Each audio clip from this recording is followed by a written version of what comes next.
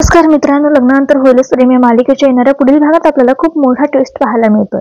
अखेर जीवाने महाजन यांच्या मदतीने भास्करला उल्लू बनवून जे आहे ते नंदीचा आनंद निवास परत मिळवून दिलेला असतो.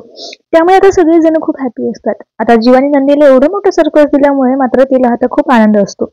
नंदिनी त्याचं कौतुक करते आणि म्हणते की खरंच जीवा, आज मला तुमचा खूप अभिमान वाटतोय. अहो, आज तुम्ही मला माझ्या काळजाचा तुकडा परत दिलाय. मी तुम्हाला खरं सांगते जीवा, आज तुम्ही या आनंद निवासमधील एका एका व्यक्तीचा हक्क तसेच त्यांचा संसार उद्ध्वस्त होण्यापासून तुम्ही वाचवलाय.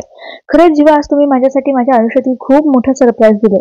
तर आता हे ऐकून जीवा नंदिनीला म्हणतो की अगं भास्कर नंदिनी किती कौतुक करशील माझं.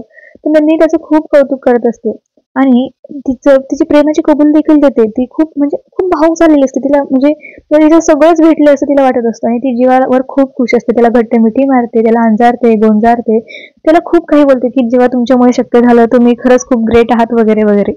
तर मित्रांनो, आता नंदिनी तर प्रचंड खुश आहे जेवावर. त्यामुळे आता दोघांमध्ये हे गैरसमज जे झाले होते, मतभेद जे झाले होते, ते सगळे आता दूर होणार आहेत.